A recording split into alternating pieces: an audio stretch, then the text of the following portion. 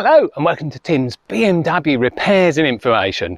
Well, it's getting towards autumn and that is battery drain time of year, yes. About this time of year the forums start filling up with I've got battery drain, can you take out my general module, mend it, and my relays are stuck, and hundreds of things. Well, to the outcome of 99% of battery drain problems is the battery and nothing to do with the car at all. And the usual scenario is the car started fine, I drove to the shops, I drove back again, absolutely nothing wrong with my battery. Get in the car 2 days later, just clicks, didn't start at all. Yep, I've got battery drain. Well, there's only one way to make sure you've got battery drain, that's actually to measure it. And you can only measure it with good batteries. You can't measure battery drain with a half-dead battery. It's not going to work. Now, lead-acid batteries, which is fitted to the E31 and E32s and E38s, they are as cheap as muck. They really are. About 70 quid, $100 or so for a decent battery. What sort of battery to buy? The cheapest one. It really is. They're made out of lead and they're made out of sulfuric acid and a few other bits and bobs.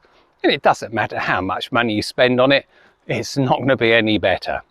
So yeah, cheapest batteries, so 70 quid, $100, stick it in your car, problem solved, haven't got battery drain.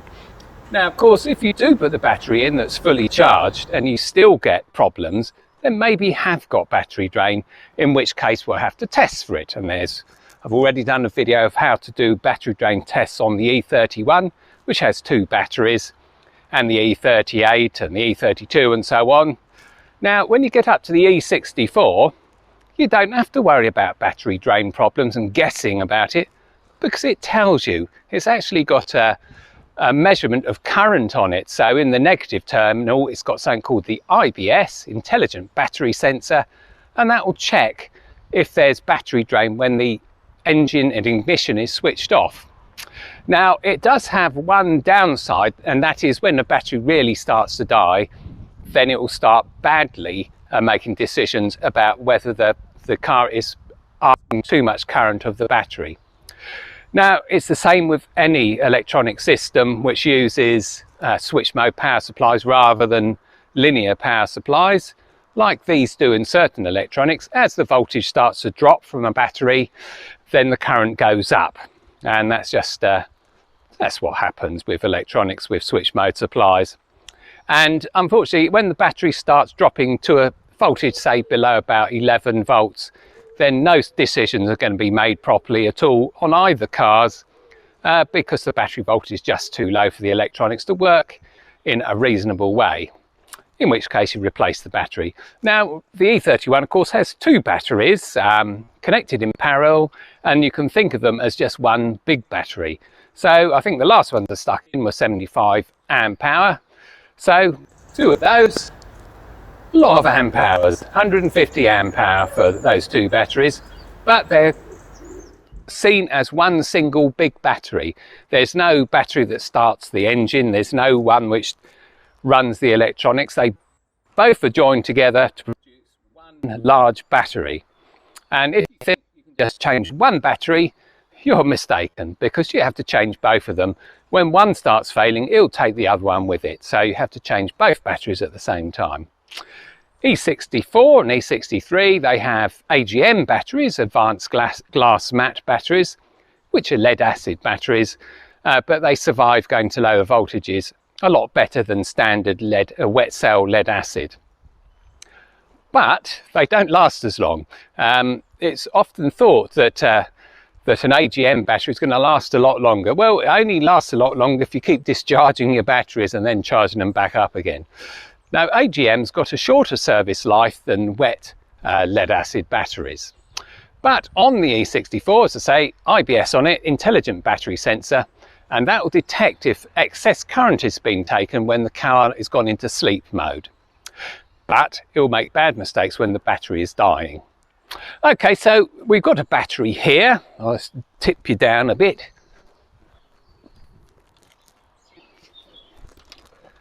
Stay there. Yep, got a battery here, which is out of my daughter's 116i, which I've just sold. Put a new battery in it. It's unfair to sell a car with a bad battery in it. This battery, if we measured it, so I've got a meter, DC volts, let's see how many volts it's got on it.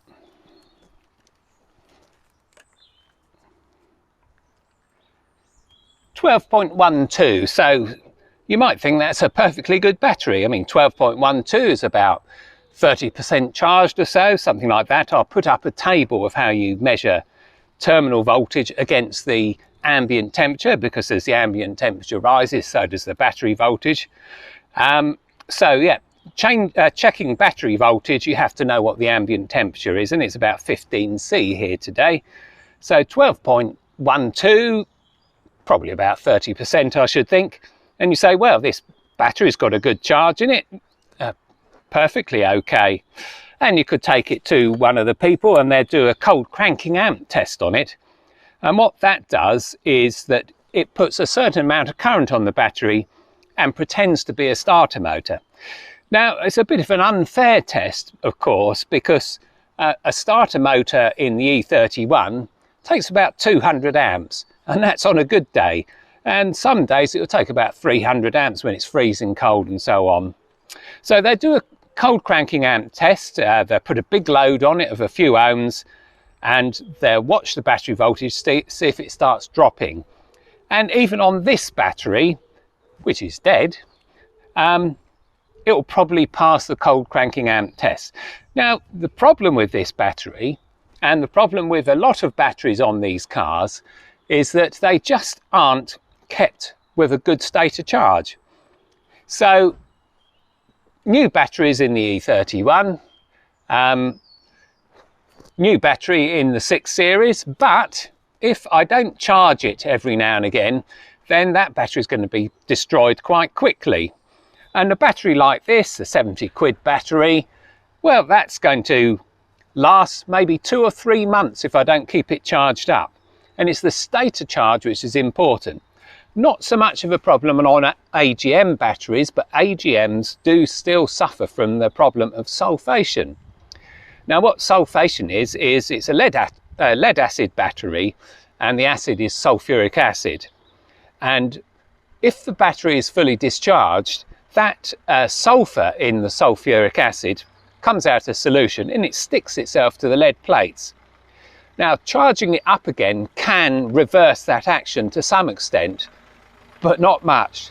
You only need 3, 4, 5 times of discharging it to 0%, that it will not be recoverable. You won't be able to recover the battery because the sulfur is solid now and it covers the plates.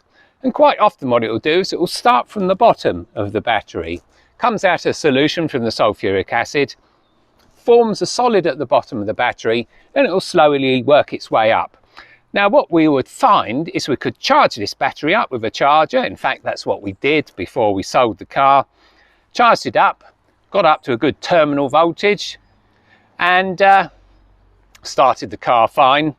But its capacity had reduced sufficiently that over a few days we started getting the excess current being drawn message on the iDrive telling us that there's a problem with the well, it actually told us there's a problem with the electronics, not with the battery, but it was the battery, it was the problem. And what's happening is the solid sulfur has come up to this part on the plates, and then we've actually got a battery that's only this big in electrical terms. So we've got a big battery that's full of lead, but this part of it is only the active part of the battery now, because the rest of it is insulated by solid sulfur, which is an insulator. So we'll charge it up, and sure enough, the sulfuric acid, the system will accept a charge, but only in this much of the battery. So you can imagine that a battery of this size, that capacity, which would probably be about 5 amp hour at that, I should think, rather than what's this one, 70 amp hour. Rather than 70 amp hour, we've got a 5 amp hour battery, and the 50 milliamp drain on it, which both of these cars and the 1 Series this one was in, will discharge that to a point where the terminal voltage is too low and we won't be able to start the car. And that seems to be always the problems, and this all comes up so often on the forums that the car gets the blame. Hold on, I'll whiz you back up again so you can see what's going on. Yeah, so the car always gets the blame, and on the 1 Series the general module will get the blame, and people want to whiz the general module out and mend it, or one of the relays, or the A5 relay module. And on this, all sorts of things will get blamed for it. Navigation system, E38 is always a navigation system, but 99 times out of 100 it's the battery. And I've never quite understood the philosophy that goes into changing the modules out of an expensive car like the E31 or the E64, when the first thing you should be doing is changing the batteries. It's such a cheap and easy thing to do. Now, make sure on the E31 you follow the guide, because you can blow yourself up or weld yourself to the chassis because it's a dual battery system. So I'll put the link up for that. But yes, 99 times out of 100, it's going to be the battery. Now, if you think, and the answer quite often get on the forums is, I tell them that it's probably the battery, and they say, well, it can't be the battery. It's only 6 months old, brand new, really expensive one. Well, in 6 months, you can kill a battery 5 times over. You can kill a battery in 2 months, all due to the state of charge. Now, the next question which always comes up is, well, I did a long run in the car, I jump started the car. Don't jump start an E31, by the way. They really don't like it. You will blow up a module if you're not careful. So anyway, the thing always goes, I've jump started the car and it drove fine, and I stopped a couple of times, it restarted perfectly. The next morning it just wouldn't start. I've got a really heavy current drain on it when it switched off. No, you haven't. You've got dead batteries in it. And it's always the same. And I just don't understand the philosophy. Change the batteries. They're as cheap as muck. Get the cheapest lead acid you can for the E31, E32, E38.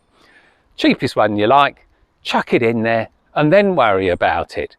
But as I was saying, yeah, you can kill a battery in a couple of months. And this scenario where you jump started it, you ran it, and you thought you put enough energy back into the battery. Problem is, that's not right. How long do you think it will take this 150 amp hour generator in this car, alternator, to charge up 150 amp hour of batteries?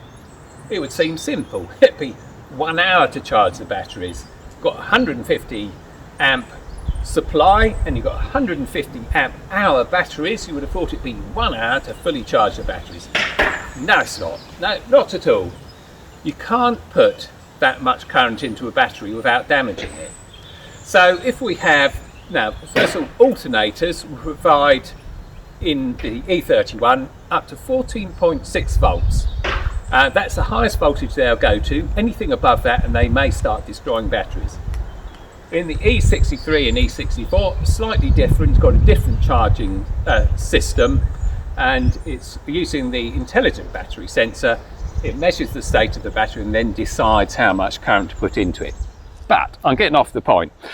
Okay, so we just take a single battery. Say this one's 70 amp hour and we have a 70 amp alternator. Can you put 70 amps of energy into that battery? No, you can't, because as soon as you do, the voltage starts rising and it will rise past 14.6 volts. As soon as it rises past 14.6 volts with a lead acid battery, it will start to damage it, or boil it, and it will buckle the plates in it. So you can't just put 70 amps in a battery.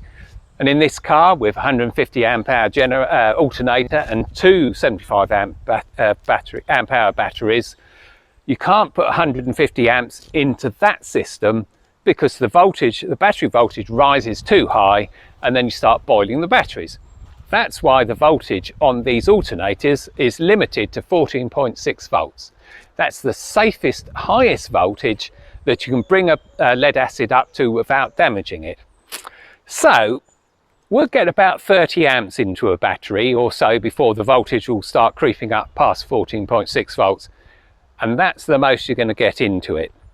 So it doesn't really matter how much power your alternator can supply. Lead acid batteries only take a certain amount of current, and then the alternator will say, that's it, I'm turning the voltage back down again, you've reached your highest terminal voltage. So then we've reduced our voltage to 30 volts, current to 30 amps, and then you can see that the charging time is starting to increase quite substantially. So instead of an hour, getting 30 amps into each battery on a 70 amp battery, now we're getting about 2.5 hours or so. Well, there's loss of efficiencies, so we 3 hours driving, and then you start thinking, well, actually I've got my blower motor on, I've got my heated seats on, I've got the heated rear windscreen on it, I've got all these consumers on. How long is it going to take then? Well, never. It's never going to charge it up. You've used all your consumable current in all your accessories, and there's all left for your batteries. So in that situation, you're not going to charge your battery at all. So this scenario where you jump start it, you drive to the shops, you drive back again, you park it, and then it won't start the next day, well, you haven't actually charged your battery at all. Very unlikely. Not even taking into consideration the 200-300 amps it draws from the battery when you first tried to start it. Isn't that right, Muncie? You tell them. Yep, so, okay, so there's a few fallacies out of the way. First of all, a 150 amp alternator will not charge 150 amp hour batteries in an hour. It will be somewhere between about 6 hours and never when you're driving the car. A quick demonstration of trying to charge a 12 volt battery, a lead acid battery, from a generator, alternator. Let's pretend this is an alternator, and set to 14.6, which is the maximum voltage it will put out. And then we've got a lead acid battery, which is a 7 amp hour battery, so 10 times less than the 70 amp hour battery we have. So it's more or less dead. It's 12.1 volts. Right, let's try putting a bit of current into it. Righty-ho. So here we go. This is the problem. We can only manage to get 2.3 amps into this, which would be equivalent to about 23 amps into a 70 amp hour battery. And yeah, our terminal voltage is 14.6 volts already, and that's how much current we can actually put in there. So you can see the problem is that we have 14.6 volt limit on our alternator, which is there, and all we can manage to put in on a 7 amp hour battery is 2.3 amps, and so that'd be equivalent to 23 amps into a 70 amp hour battery. So that's the reason why you can't just put lots of current into a battery, because its terminal voltage starts to rise, and once its terminal voltage starts to rise above 14.6, then you'll start damaging the battery, and then you'll start splitting the sulfuric acid into sulfur, hydrogen and oxygen, and then the plates start to buckle and all sorts of horrible things. So the voltage from your alternator is 14.6 volts at the very most, which is what we have there. And you can see straight away that the maximum current we're getting into the battery is 2.2 amps, and it's dropping. So as it starts to charge, the current you can put into a battery reduces significantly. So at this point we're putting in 22 amps into a 70 amp hour battery, or 2.17 into this 7 amp hour battery. And so yeah, good demonstration why you can't just put lots of current into a battery and charge it back up straight away. Now that's the whole reason we use chargers on the cars, or battery tenders. The E31's been used for going to work at the start of the week, and then I use the E64 for the rest of the week. It'd be very interesting to see what the terminal voltage is on those. 12.42, well that's not bad at all, that's about 70% charge. So that's perfectly happy, that one is, but I'll put the charger on it.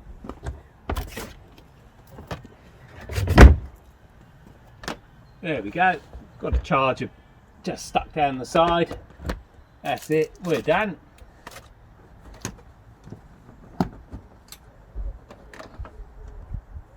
So that one's not too bad at all. Now that one's done, that one's on charge. Well, 12.1, that's pretty feeble, isn't it? And the reason for that is that that's not being used that often. So 12.1. Now much lower than that, we're starting to do damage to that battery. And in here I've got a charger. There we go. That's a C-Tech. I know what your next question is. How long do those leads last before they blow up? Well, I haven't had one blow up yet. Now, as soon as you go below a state of charge of 0%, which is just a little under 12 volts. I mean, you measure a battery and you say, well, it's got 12 volts in it. That's fine. No, it's not. You're probably killing it already. Once you get below about 11.9, 11.8 volts, then the battery is dying. And it's quite likely that these cars will be under that voltage. I wouldn't be surprised because I haven't had the charger on them. And they don't drive sufficient miles to recharge the batteries, which is why both of them have battery tenders on them. Okay, so this is where we are with battery drain at this juncture. Battery drain in 99 times out of 100 is the lack of energy being put into the batteries. Their state of charge has dropped. It may well start the car, that's fine, but its capacity, the battery's capacity, is slowly reducing and reducing and reducing until the 50 milliamp drain is sufficient to drain these things in a couple of days, or even in some cases overnight. When your battery voltage starts to drop, certain things start to happen. The car will start taking more current. It may come out of sleep mode, in which case it will take half an amp or so over quite an extended period, over 16 minutes, enough current to drain the battery. Same on the E63 and E64. Once the battery voltage drops to a certain amount, electronics go wrong and they may well reset, come awake again like it does in this car, and start taking large amounts of current, enough current to drain a battery quite quickly. The golden rule for battery drain is change your batteries. They're as cheap as muck. I don't know why you haven't done it already. 70 quid, $100 for a lead acid battery, and that's all you need to spend on them. I mean, it's just ridiculous. Got battery drain problems? Before you start writing on a forum, I've got battery drain problems, change the batteries, because then at least you've got a starting point. If you've got fully charged batteries in the system and then you start having problems with brand new batteries, then you may well have battery drain. But until you've changed the batteries, and it's no good saying they're 6 months old, you can kill a battery in a couple of months. No good saying that. Change the batteries. It's not a lot of money for an expensive car. Both of them expensive cars, and you don't want to spend a couple of $100 or 150 quid on a pair of batteries for this or a single large battery for that one. Golden rule 1, change your batteries, have them fully charged. Got problems, get in touch with a forum. Don't get in touch with a forum before you've had the batteries changed and they're fully charged, because we can't tell you anything useful until you're in that situation. And don't say they're 6 months old to me, not interested, probably dead. You haven't looked after them.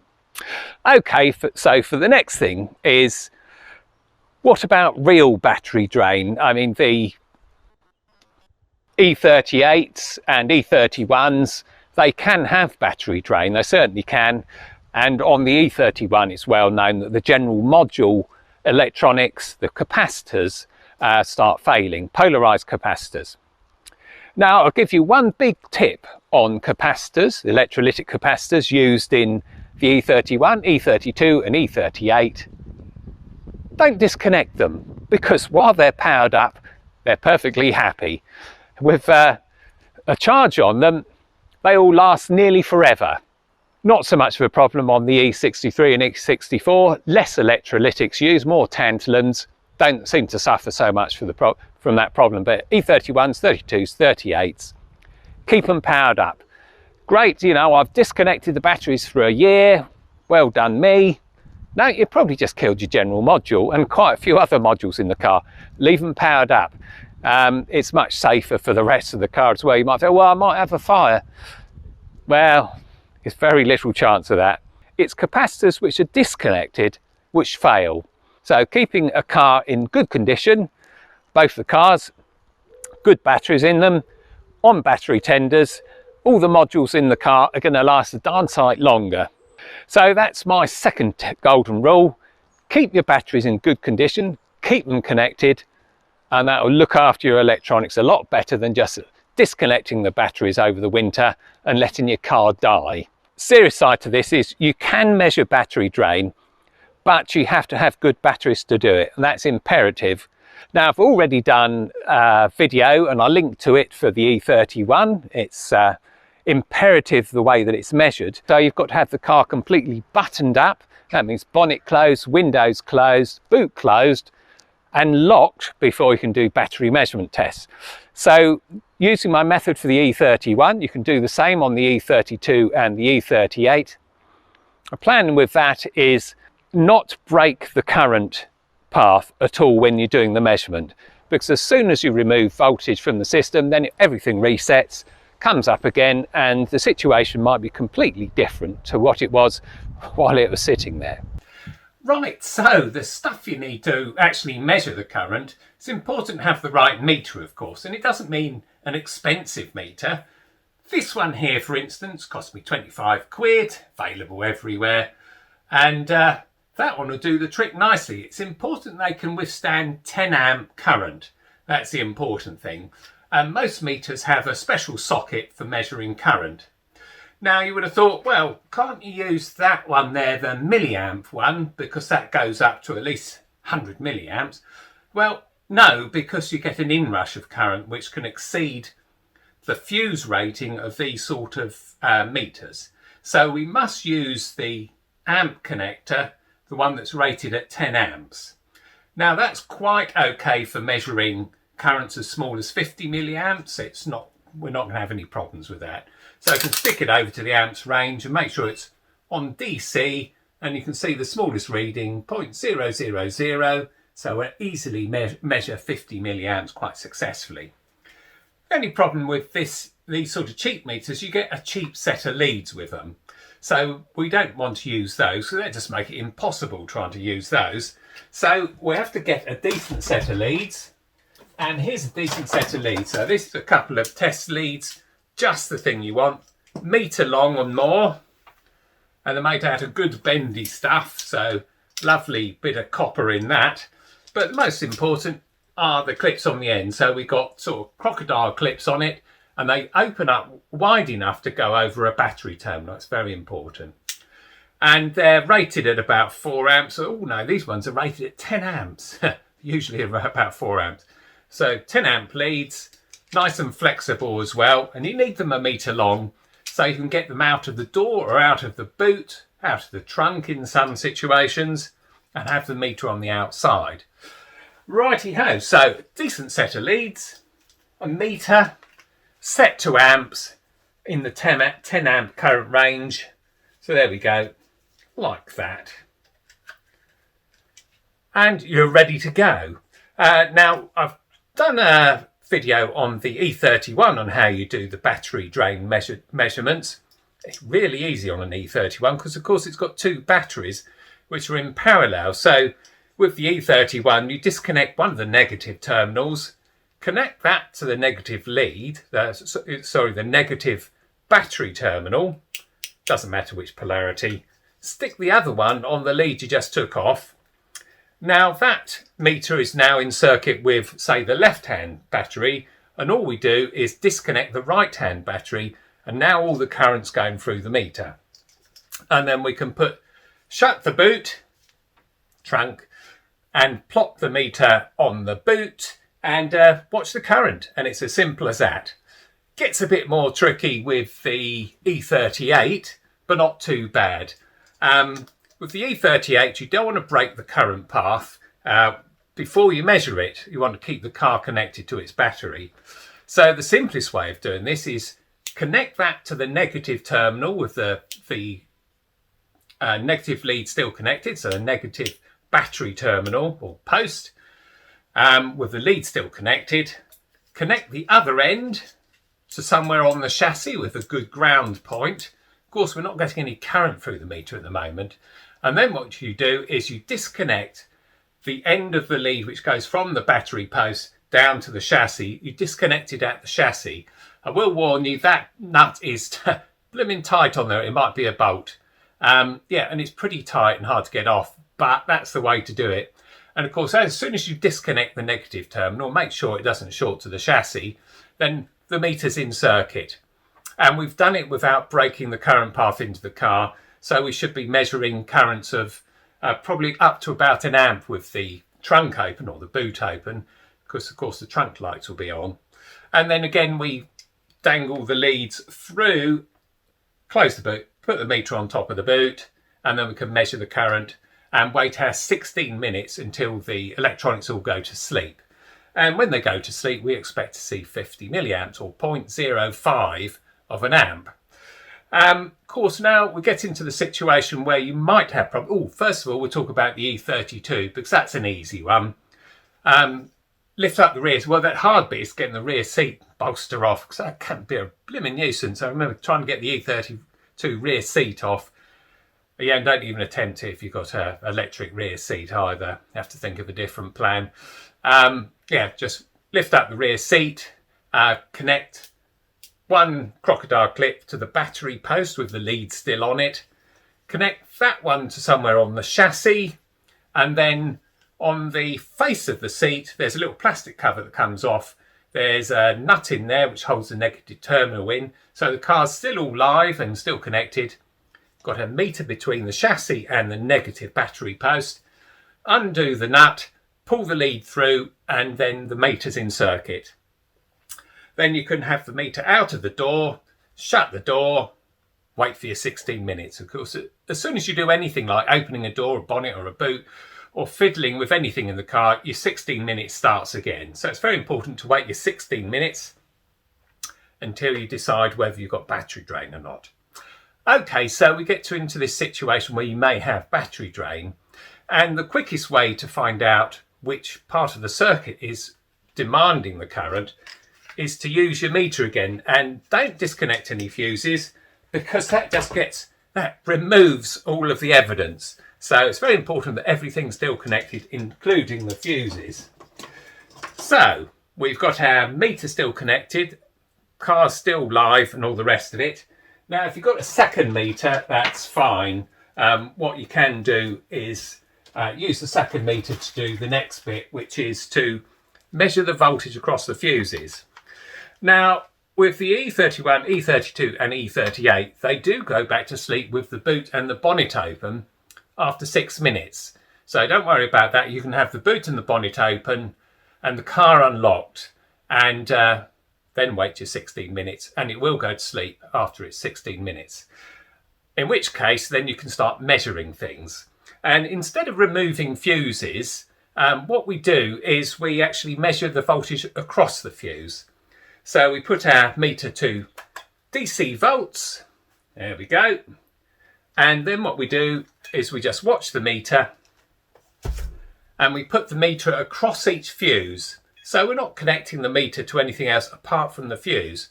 Now, the thing with fuses is they act as very low value resistors, and any current goes through them, then they'll drop a voltage across them. So by measuring across the fuse, if you've got a voltage there, you can be absolutely sure there's a current going through it as well. And if you've got the original BMW fuses in there, I've got a chart which tells you exactly how much current is going through that fuse for a given voltage. So that's the way to do it if you've got current drain, is that you can then measure fuses across fuses. Now in the E31 we've got a whole fuse box under the bonnet, lots of fuses in there, and they're in the boot as well, in the trunk as well, behind the left-hand carpet. There's a fuse box there. Use my E31 fuse finder to tell you exactly what each fuse does. Measure across each one of them, note down the amount of voltage that's dropped across that fuse, and then go to the table. And what you'll find is that one of the fuses will be taking a reasonable amount of current across it, and you get a reasonable amount of voltage across it. Now the voltage we're talking about is quite small, just a few millivolts, but it's an absolute slam dunk way of checking if current's actually going through a fuse is to measure the voltage across it. So that's the way you do that. Now there are parts of the car, different models, which do demand more current when they fail. Of course, general module in the E31 is one of them. That'll stop the car going to sleep altogether. So the 16 minutes is up and the car's still alive, so the seats can still move and the little interior lights on and so on, those sort of things. The general module also controls the interior lights, and what you can do is to actually leave the interior lights on. Now, of course, you get a bigger current drain to start with, but after the 16 minutes, the general module should turn the interior lights out, and it's designed to turn them off even if you've left them on. And the only thing in the car which will stay on if you leave it on after 60 minutes is the side lights, the parking lights. So everything else should actually go off. So if your interior lights go out after 16 minutes and you still got a current drain, probably not the general module, it's something else. Cars which have got damp, they'll suffer from problems, especially E38s where they've got the auxiliary fuse box is below the carpet in the driver's compartment, or the passengers, depending on which side you're on, and that gets damp and then it will start taking current. Also a lot of other things on E38, and I've got a list of them on MeekNet, goes through the general problems with the E38 with current drain and things like the navigation system and whatever else. I can't remember, it's ages since I've had an E38. The E32 is much the same as well. They can suffer from damp, especially in the rear fuse box as well. Water does tend to get its way down there. And the E31 again, that can suffer from water getting into the modules which are in the UK are under the can't remember which side it's on, but it's under the glove box on one country variant and on the passenger side on the other. It's on the same side on both of them. Of course, the driver swaps size, if you see what I mean. And they've got three modules there. General module, A5, relay module. No, I think that's somewhere else. Anyway, got three modules, and water can get past from the sunroof, drains, misses that, goes down an A-pillar into the dashboard, drips down onto these three modules. And I've seen pictures of modules which have a hole about that big burnt into them where the water's got in, gets very hot, burns the plastic housing away. So that's another one on the E31. But I do list them on MeekNet, of course, so battery drain for the E31 and the E38 are mentioned on there. And we go through all the bits and bobs, so don't worry about that. They're all listed somewhere. Okay, so golden rule number 3, use the right meter. But more importantly, use the right leads. It's leads that are important, and having decent leads makes such a difference. And have good flexible leads with good copper content and long enough so you can get them out of the boot or trunk or out of the side door, and so you can have the meter on the outside, doors all shut, boot, bonnet all shut, locked, and then wait for your 16 minutes. And not forgetting, of course, golden rule number 1, which is you've got to have good fully charged batteries, and don't tell me they're 6 months old, because they could be dead 5 times over, or was it 3 times over? Right, there we go. E64, it will tell you if you've got battery drain, because it can measure the current in the negative terminal with the IBS, the Intelligent Battery Sensor. So if it feels that the current is rising too high when the car is completely locked up, then it will give you a warning message when you get in the car the next time. The only coder to that being the battery should be in good condition and fully charged. And if it isn't, then you may get those warnings anyway. And we got that warning on the 1 series with this battery, even though it's got good terminal voltage and it started the car. And the reason for that is capacity is slowly reduced until the 50 milliamps or so that it takes to run the electronics on the car overnight was enough to discharge it enough and quickly enough that it saw it as a problem. So the car's fine, 116 fine, battery was the problem. Now the same problem can be seen on these cars as on the E31, E32 and E38, and you may feel that the battery drain's too high, but you must have a fully charged brand new battery in there before you can do the test. Right, well that's about it. I think I've whinged, the cat's all over my car as usual. I think I whinged on enough. Yeah, I'll put the links up. Thanks very much for watching. Thanks for subscribing. Thanks for all the comments. Please keep them coming. I love reading them and answering them where I can. And I'll see you next time.